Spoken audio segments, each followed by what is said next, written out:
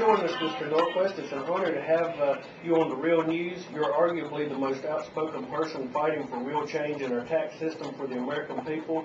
I'd like to start by letting you tell everyone a little about yourself and your organization, of which you are the president, Americans for Tax Reform.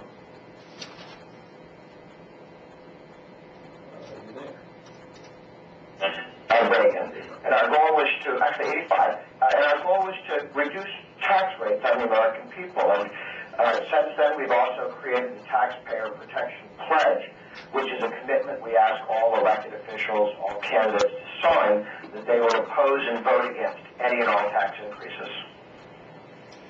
If the new administration revokes or lets expire the Bush tax cuts, which is probably the best thing he's done as president, tell us how this will affect the average American. Well, it's a $2 trillion tax increase over a 10-year period, $2 trillion. It would mean taking the taxes on every individual and raising the rates. There's a 10% rate that everybody pays for the first taxable income. That would go to 15, so about 50%. All tax rates would go up. The top rate would go from 35 to 39.5. All rates would go up about the same, although for lower income people, the percentages would go up more. So this is a very important tax threat. It would tremendously increase the tax on capital gains and the taxes on dividends, which, if you have a pension, would reduce the value of the money saved for your pension. So you may think, well, I'm not sure if this affects me.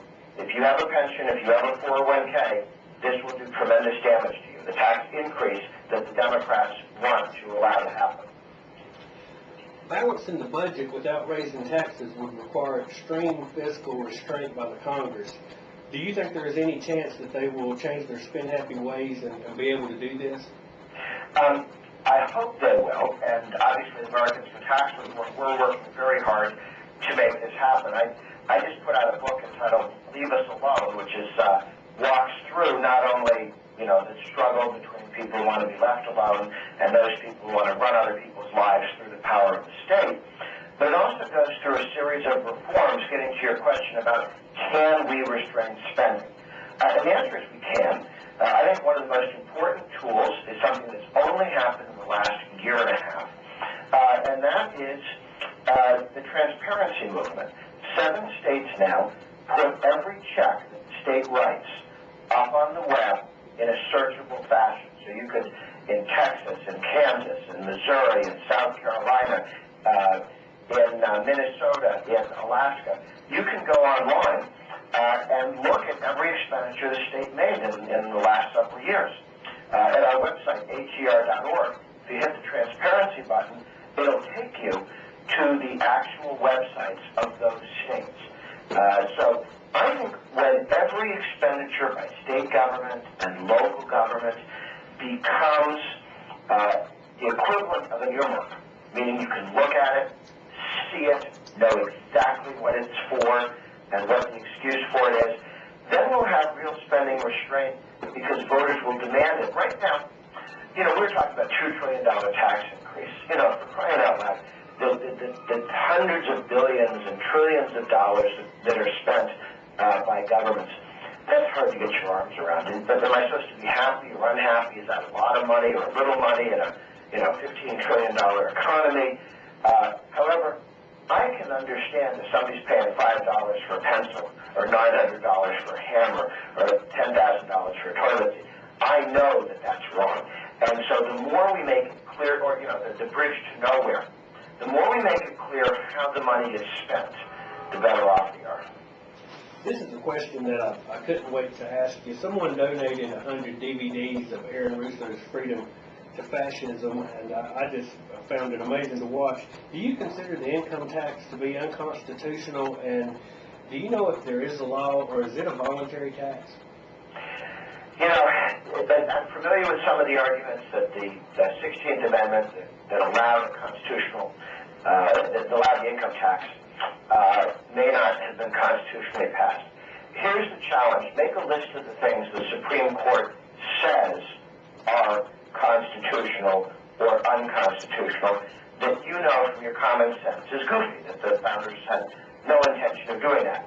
So the challenge is, he may be right, but we can't go to the court to fix the problem that the court created. They'll look at you and say, thank you very much. No. This is going to have to be fought state legislative battle by state legislator, every congressman, every senator, every presidential election. This is going to be a political fight. Could you prove mathematically that maybe it wasn't legally done? That's possible. I don't know that because I'm not a lawyer, so I don't know. But I haven't focused on that because when people try and use the courts to undo the previous problem of the courts, they have a problem. It's like asking the umpire to change his decision. We're here with Mr. Norquist, President of Americans for Tax Reform. Brian's going to ask you a question. Mr. Norquist, you are also a board member of the National Rifle Association. I would like to just get your take on, obviously you support individual freedom, liberty on the tax issues, and obviously you do so with the NRA as well. Is that correct?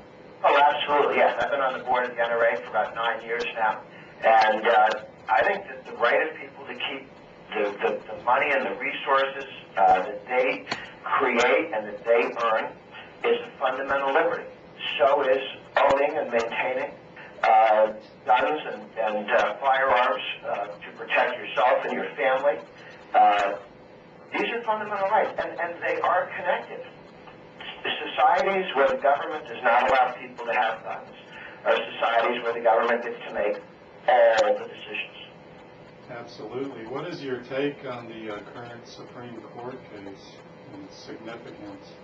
This is very interesting. There was a very knockdown, rip-roaring debate within conservative, libertarian gun owner circles as to whether or not to risk going to this Supreme Court and asking them if the Second Amendment was in fact a individual right, or was the government just saying it's okay for state militias to have guns, or were they saying it's okay for individuals to own guns for self-defense? I think it's rather clear, and the good news is that it's an individual right. The good news is, evidently from the debates and the conversation, it looks as though we're going to get a decision. We'll see whether it's 5-4, 6-3, or 7-2, that says it is an individual right. And then we can have the political debate, because no rights are completely absolute. You can't yell fire in a crowded theater.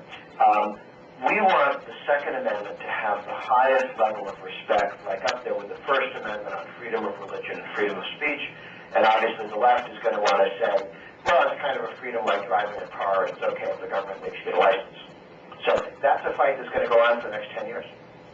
Mr. Norquist, a lot of people may not know that you started the Americans for Tax Reform on the request of President Reagan. Yes, absolutely. It was done in 1985 to support what became the 1986 Tax Reform Act. I was a strong supporter of President Reagan. I actually worked to help get him elected in 1980. So it was good stuff.